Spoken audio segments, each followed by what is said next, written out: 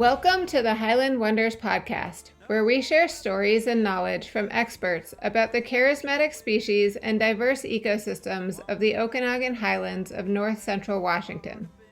My name is Jen Weddle, and I am a co-director of Okanagan Highlands Alliance, a nonprofit conservation organization dedicated to protecting the beautiful Okanagan Highlands, which are the traditional and ancestral lands of the Okanagan First Nations in British Columbia and the Okanagan, Lakes, and Colville bands, who are now part of the Confederated Tribes of the Colville Reservation. We are honored to have the opportunity to feature Amelia Marchand, citizen of the Confederated Tribes, who is representing the L.I.G.H.T Foundation, a newly incorporated, indigenous-led conservation organization doing exciting and important work that we all need to know more about. In just a minute, Amelia will tell you all about it, about herself, and about the life she has built to support her family, her cultural traditions, and the natural world upon which we all depend. This interview took place on a blisteringly cold mid-April day. We had chosen the date months before, thinking that April would be nice weather, and we could sit outside and talk amid the spring flowers. Well, the day arrived, and so did a pile of snow on the passes and in the highlands. Snow in April!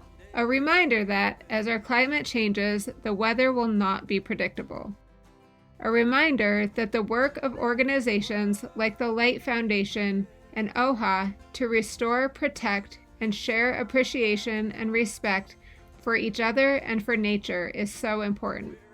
The weather nearly canceled our plans, but Amelia was able to make her way to Tonasket, where we spent part of the day visiting the cemetery where some of her ancestors are buried, including her great-grandmother, or Tup Tup, and the afternoon discussing traditional ecological knowledge, or TEK, or TEK, or indigenous science, and learning about the work of the L.I.G.H.T Foundation.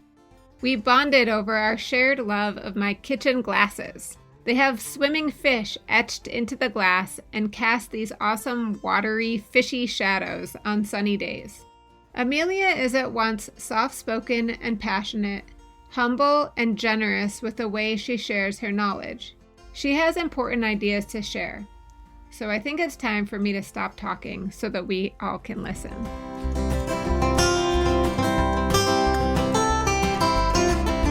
We've got moons on our shoulders and stars in our eyes.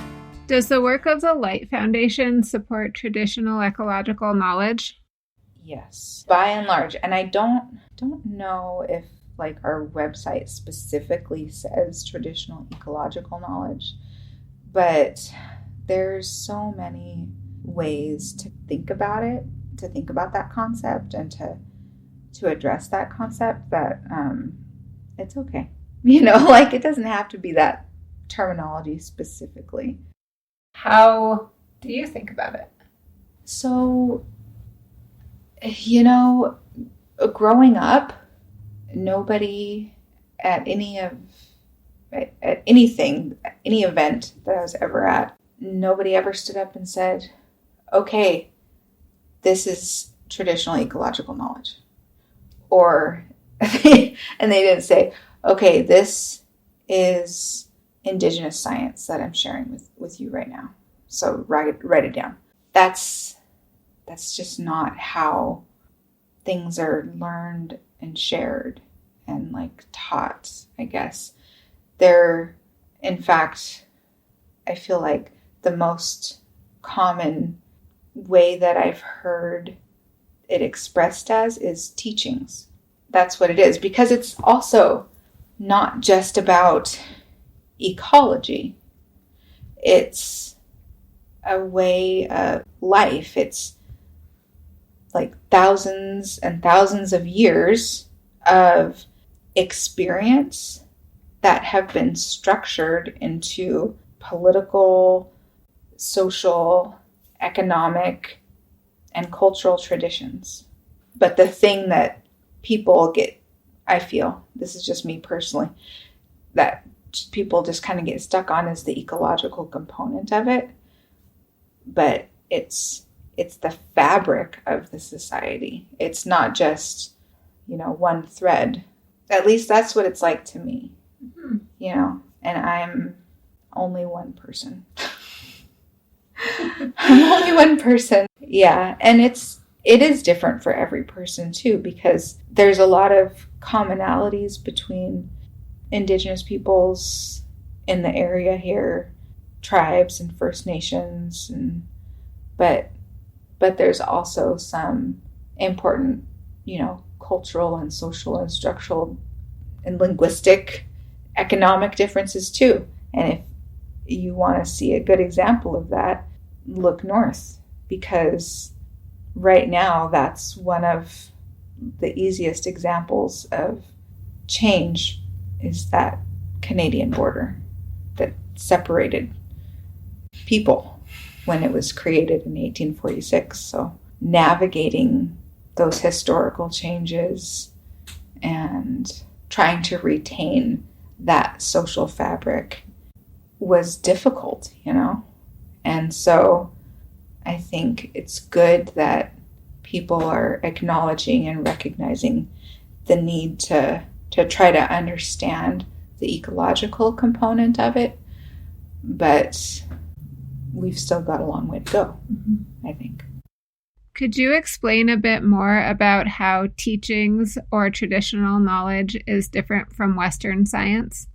Yeah, so one of the things, I think in a previous presentation I had to give, I tried to kind of explain how Western science wants to do, for good reason, they want to do research and, study something for a period of time, and then they're like subject matter experts. And there's nothing, that's fine. There's nothing wrong with that. But one of the fields that I'm pretty familiar with is anthropology. And a lot of that methodology was being in a place for, 3 months out of the year or something. Immersed in a place to an extent, yes. But then the rest of the time they would be gone, and then they would come back and be there for a set amount of time.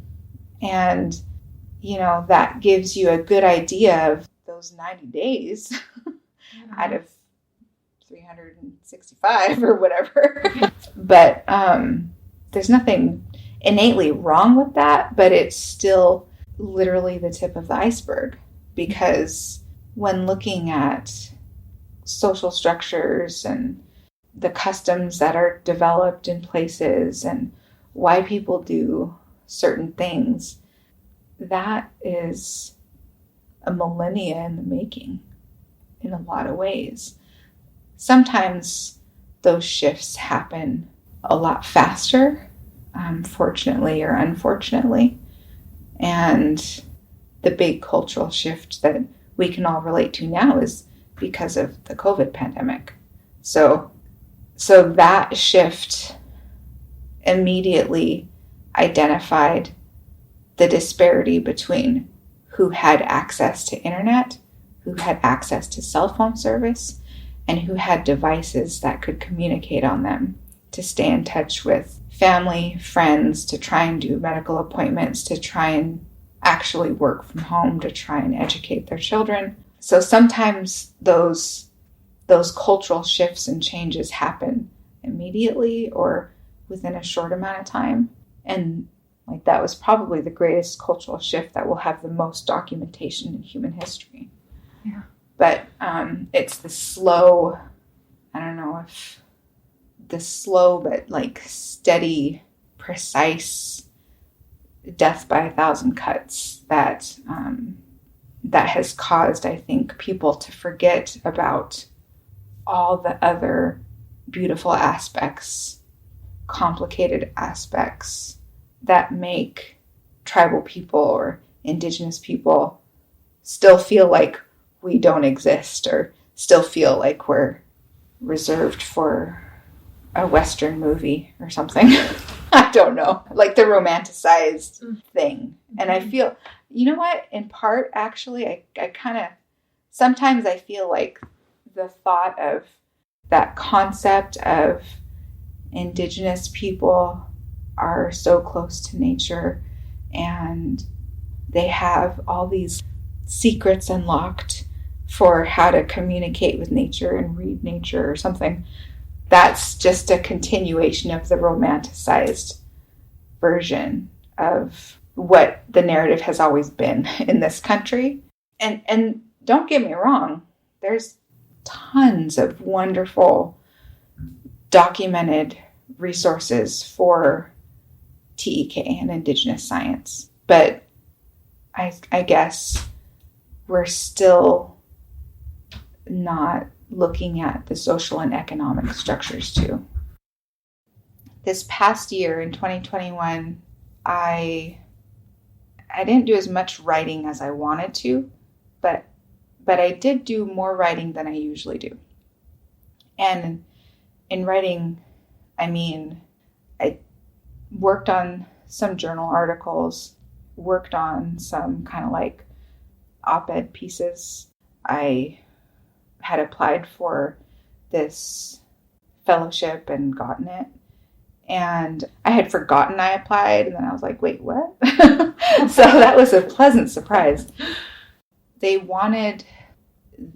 But then like, that was why I wanted to do it, because there's not a lot of like Native people's voices out just talking, period, you know, in anything on mainstream radio, you know, not even NPR, nothing on like local news channels. There's no Native representation. There's, you know, whatever. Mm-hmm. So I also wanted to share some of those beliefs and values that I had.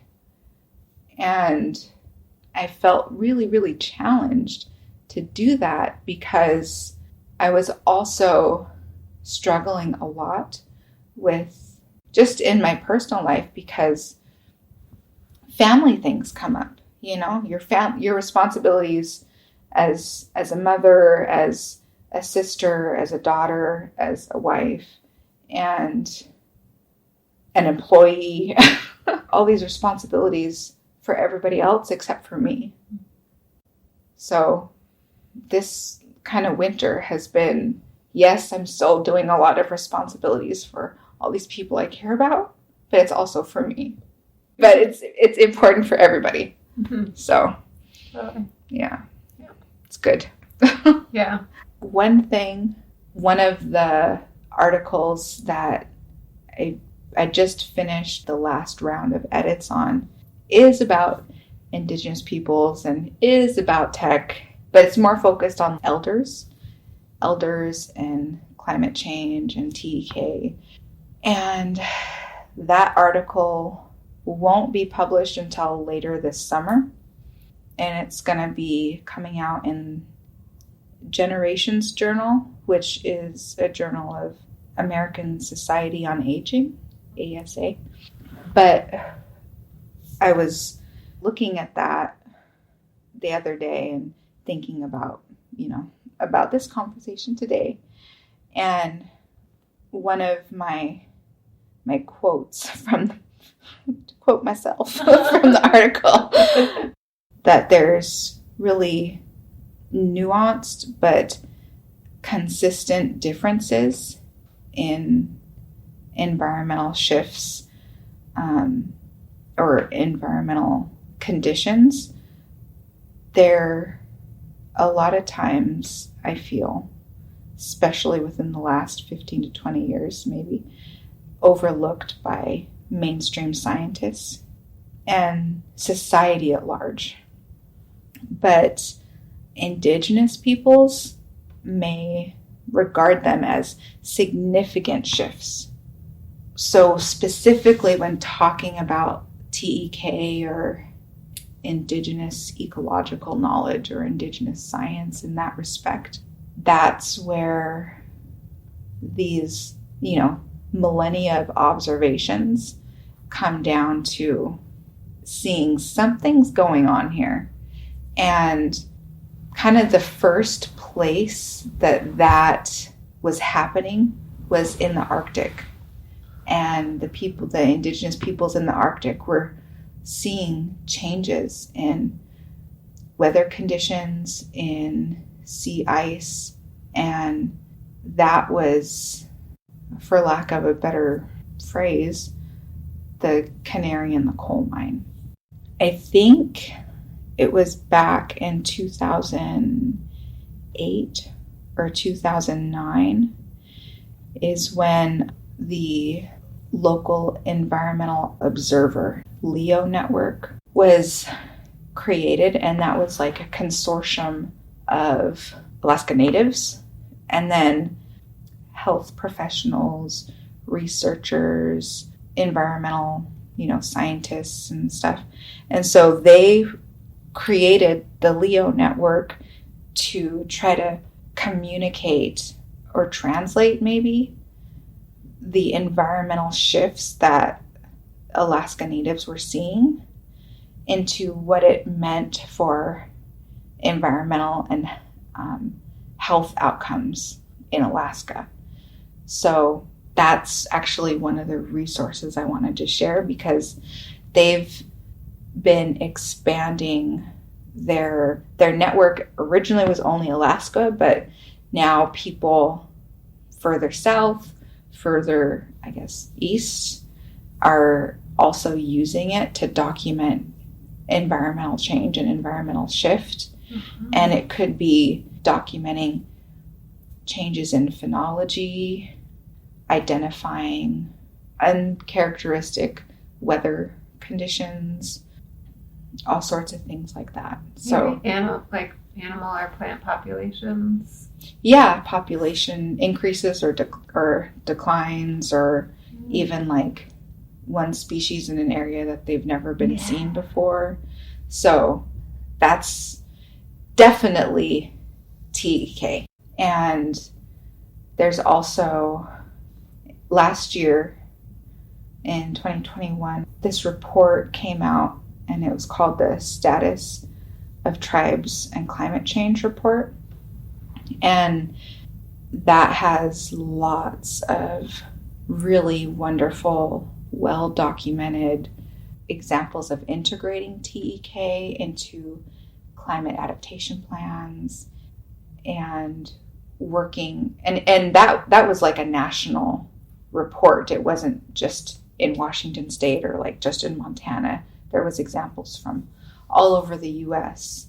But because it was climate adaptation, it also had ideas for adapting tribal communities, which many of which are rural, to the impacts of climate change. So there was also recommendations on creating more community-based solar production, and in areas where our power could go out because of windstorms or fires or windy fires.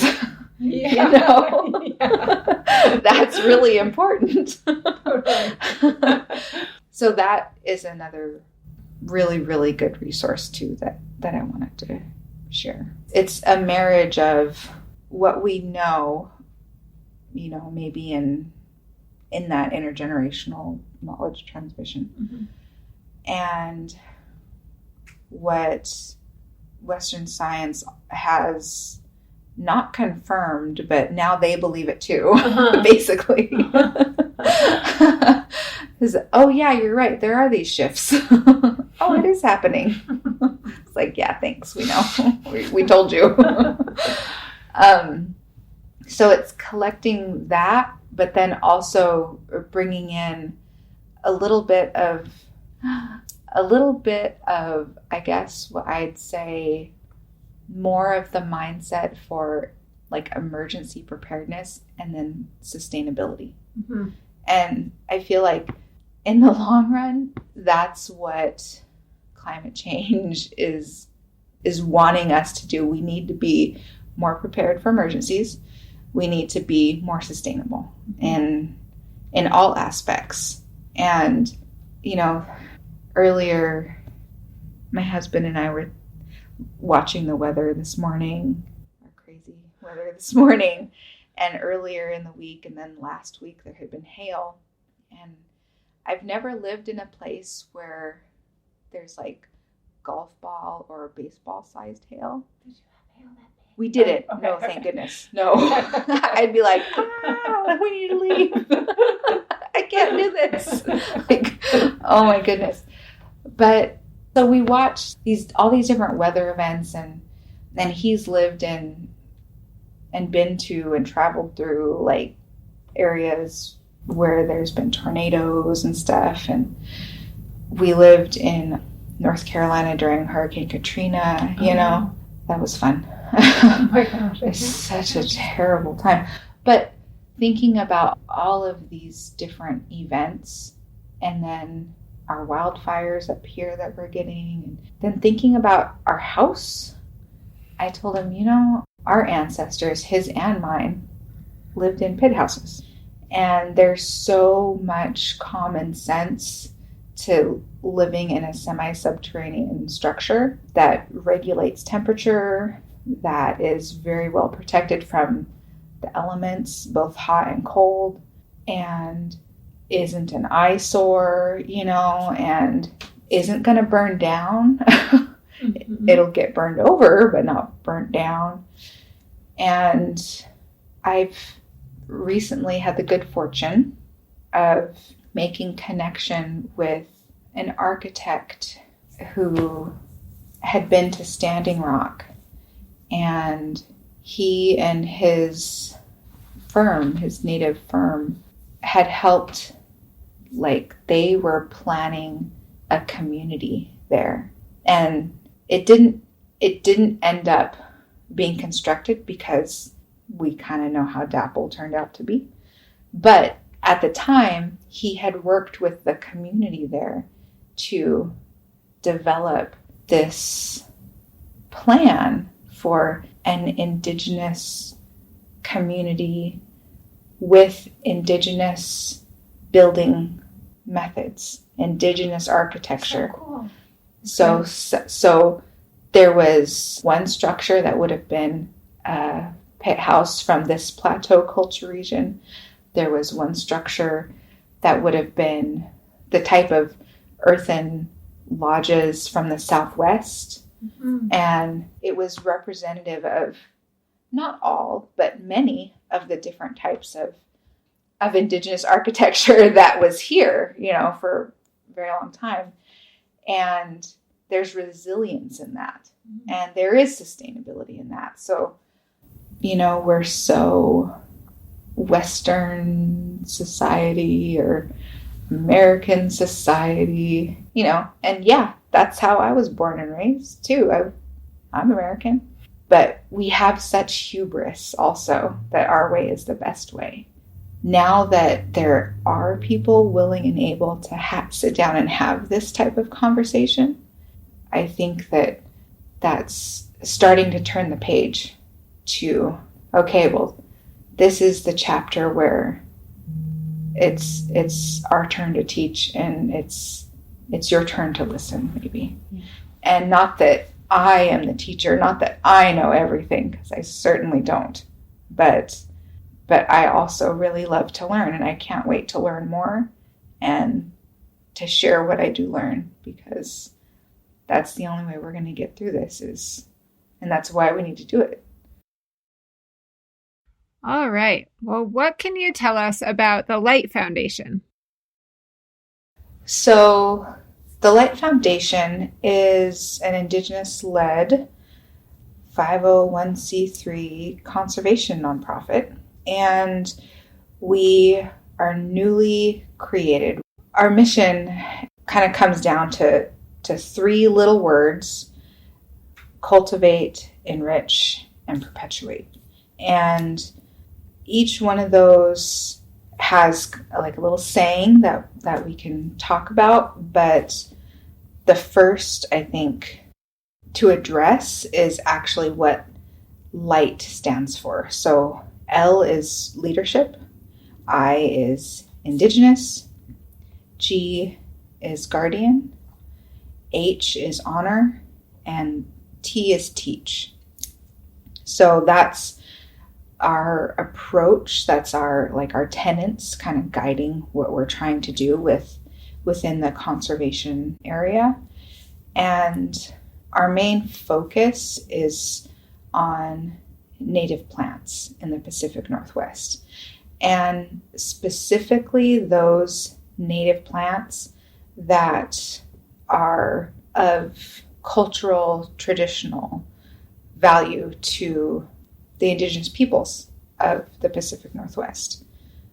So bringing it back to cultivate, we want to cultivate really positive relationships between indigenous peoples and landowners with the goal of having shared outcomes for stewardship and habitat conservation, and making sure that actions are climate adaptive. So that's kind of one of the goals of our mission. Another one is to enrich communities by providing hands-on tools and support to actually teach gathering traditions and honor native plants in culturally appropriate ways. And there's so many different tribes and First Nations in the Pacific Northwest.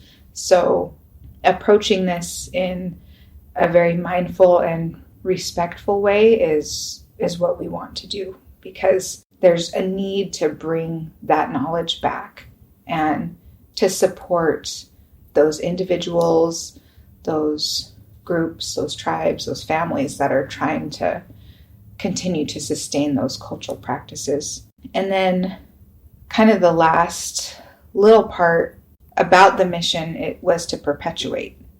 And so we want to make sure that we're helping to perpetuate the ecological heritage of indigenous people through intergenerational knowledge transmission and supporting traditional landscape practices.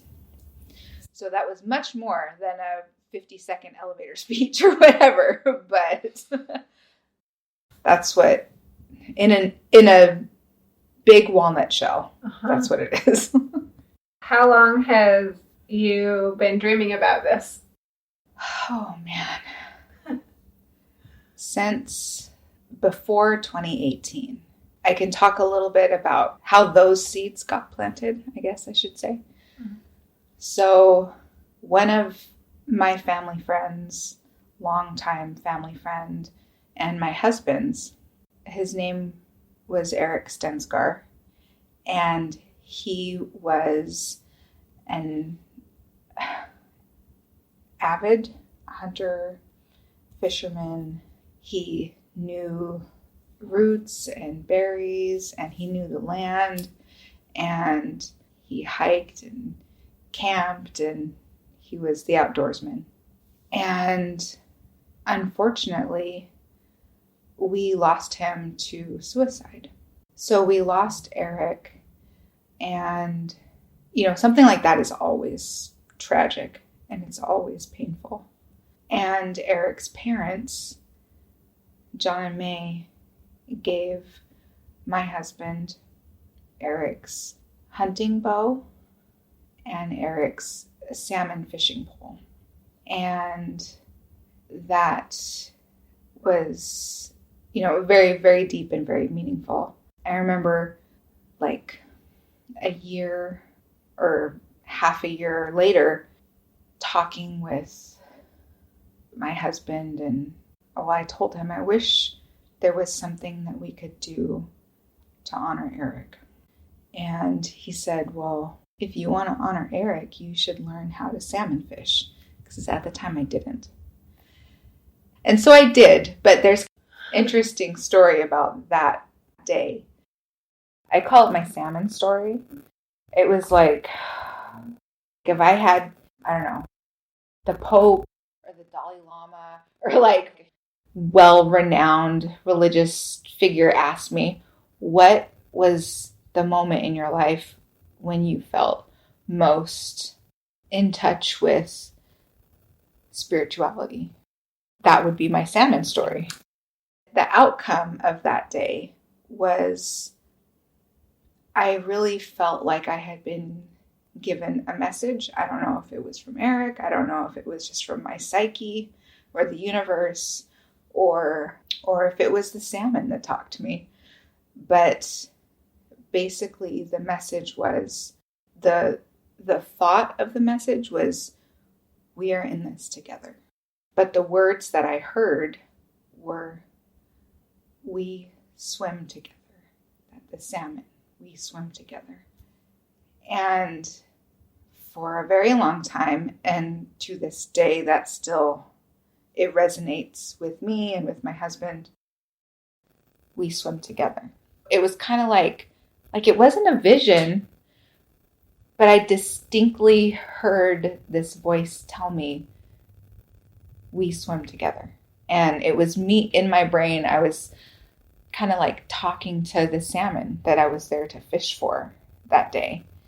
And when you go and fish, or you go and hunt, or you go and harvest, you do a prayer and an offering first. So that's why I was down there. Mm-hmm. But I had also had a really rough day. And you're not supposed to do those activities if you have like a heavy heart.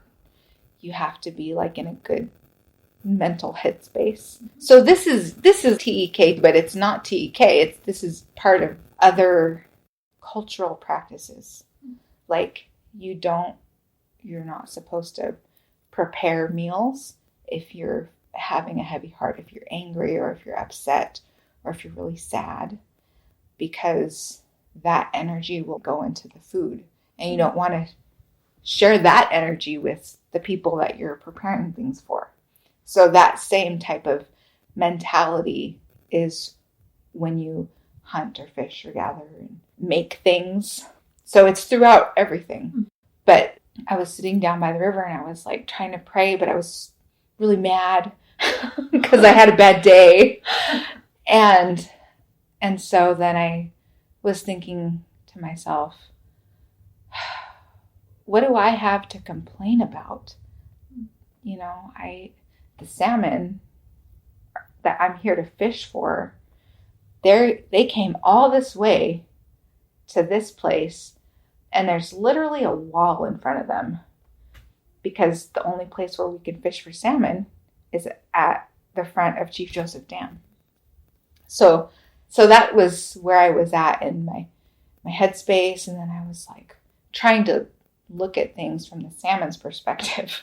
And so I thought through more of the salmon's perspective, and I was like, how do you do it? Mm-hmm. And the answer that I got was, we swim together. And in the L.I.G.H.T language, the language of this land, my Tuptup's language that she taught me, that I remember her teaching me, it's Naxvushkushlachkram. With one heart, we swim together. And that is what changed my perspective. So Eric's brother LJ is on our board of directors also. And their neighbor in the Sampoa Valley, one of their neighbors, is this gentleman by the name of Greg Caudell. And LJ was telling Greg about the L.I.G.H.T Foundation, how we were at the time, like this was a couple months ago. He was like, yeah, we're working on our website and we're going to do a scholarship in memory of Eric. And he had told Greg, LJ had told Greg, we're going to name it the We Swim Together Scholarship Program. And Greg had said, I need to send you this picture, because Greg was an artist. And I don't know when, but at some point, he painted this picture of Eric swimming in the Sampoil River with Beautiful. Salmon. Oh my gosh. And so I remember LJ took like a screenshot of that photo and sent it to Joaquin and I just almost started crying when I saw it. And I was like, how did he know that? And Joaquin was like, I don't know.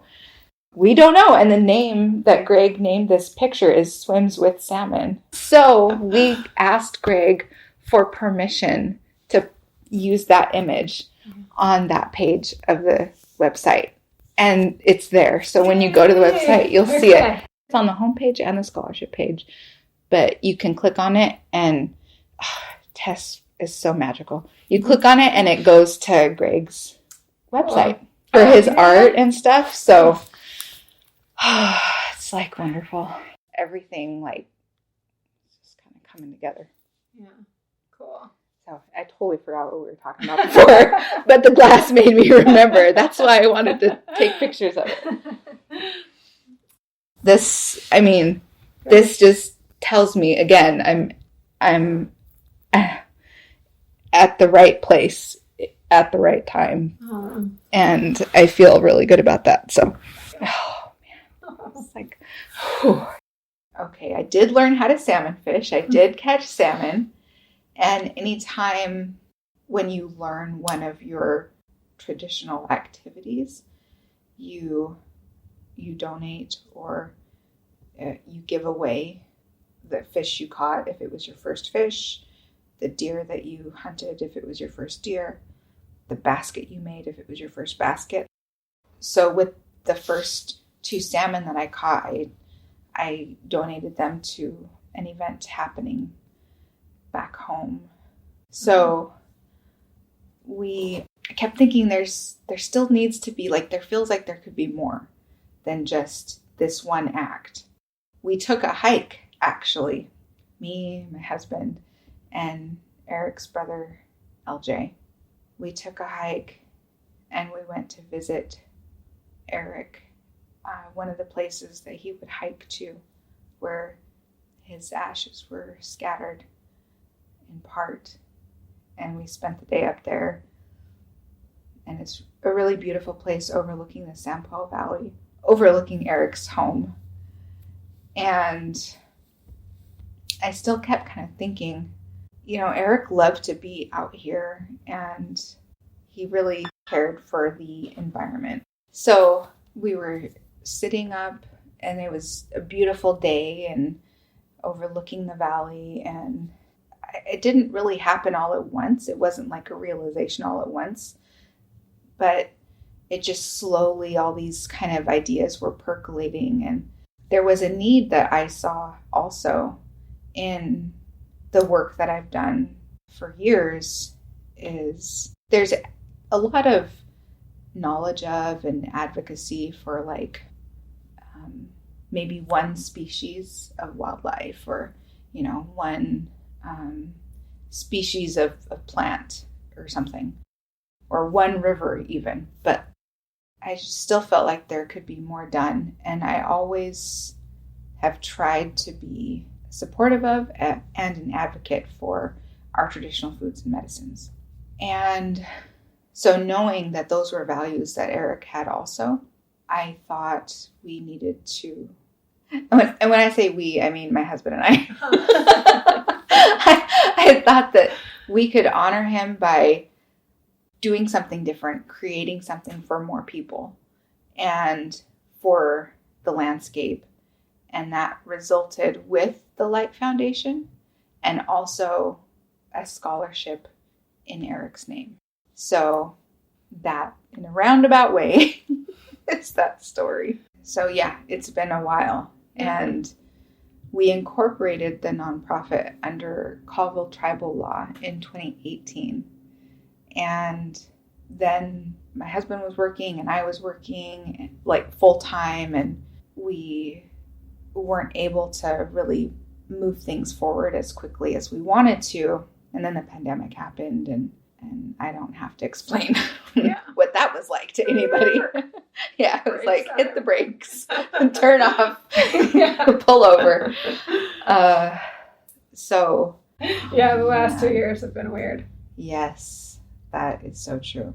But, on the plus side, there's been a lot of things that, because we're able to do Zoom, because, thank goodness we had internet service. Not everybody does, but we've been able to engage in a lot of different things because of that. This fall and winter, Joaquin and I were able to really move forward in a more meaningful way to make it happen. And so we're so excited. Do you want to tell us more about the scholarship? Yeah, I can. Even though we're still so kind of young and so fresh in this, we are going to provide 2 scholarships this year. And one is for a Colville Reservation resident, and the other is for a Washington State resident. And in the future, we're hoping to be able to provide, not just increase the scholarship amount, but to also increase more scholarships, period. And the applications will be due May 14th. And they're on our website, which is thepnwlf.org. We also have several kind of different initiatives, the kind of priorities that we have right now. And one of them in particular, which is definitely related to native plants, but it's pollinators, to try and get some more support for pollinator research and identification for those traditional foods that so many different tribes value, but maybe folks don't really think of them that way because they're not seen as foods or medicines. They're just seen as like native plants. Gotcha. Yeah. So knowing, doing some pollinator work and working with landowners, and that's what we're hoping to do. Neat. Mm-hmm. That's great. I can't believe that it actually we're there. So we have 1 staff. Okay. So Joaquin's the executive director. Okay. And I'm just kind of like the volunteer yeah. person so far. Person. Yeah, we've got, we have a volunteer scholarship committee also that will be reviewing the applications when they come in. And I'm putting together like an advisory committee, kind of investigating some research areas that include, not just ensuring native plants are used in like landscaping or restoration in some urban areas, but that it's those native plants that provide food to help with homeless communities in urban areas. That was one of our kind of more recent ideas that a board member had proposed, so we're going to be starting to investigate that.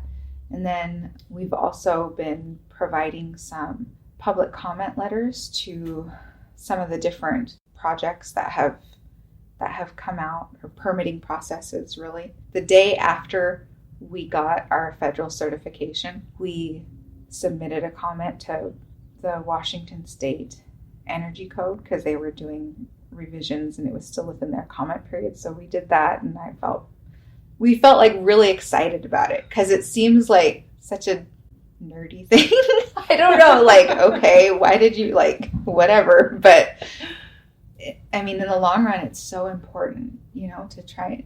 And that was part of the void that we wanted to fill too, was to help add not just another letter, not just, another conservation letter, or not just another habitat letter, but adding the voice of an indigenous-led organization that has, the same care and concern and dedication. So our second letters went to the Colville tribes actually, and to Washington State Department of Ecology for the 401 certifications of Chief Joseph and Grand Coulee Dam. And this third letter that we're working on, knock on wood, we get it all done in time, but it's for renaming place names that had received derogatory names in the state. So there's a lot going on. Secretary of the Interior, Deb Haaland, has pushed to do the same thing for places on their lands too. And I don't know if they did consultation with tribes. I think that they were just like, yes, we should do, and they got so gung-ho and excited, and then they're like, okay, everybody tell us what you think, and it's not how it should go. Right. You know, so we'll see. But yeah. I feel like it's certainly on the radar of tribes, but it's also on the radar of other tribal organizations like ATNI. ATNI is the Affiliated Tribes of Northwest Indians. It's the group of tribal government kind of representatives for all of the Pacific Northwest and Alaska. Okay. And kind of inland, because sometimes there's Idaho and Montana there too. So I guess Northwest, yeah, not necessarily Pacific Northwest. You know, on the one hand, in terms of like thinking of areas of expertise, it's not young at all. But on the other hand, because it's young to this, the idea of incorporating equality and justice, that's where we're going through the growing pains. Fortunately, I guess. Right? Mm-hmm. It's kind of a good problem to have, I guess. Blessed unrest. Blessed unrest.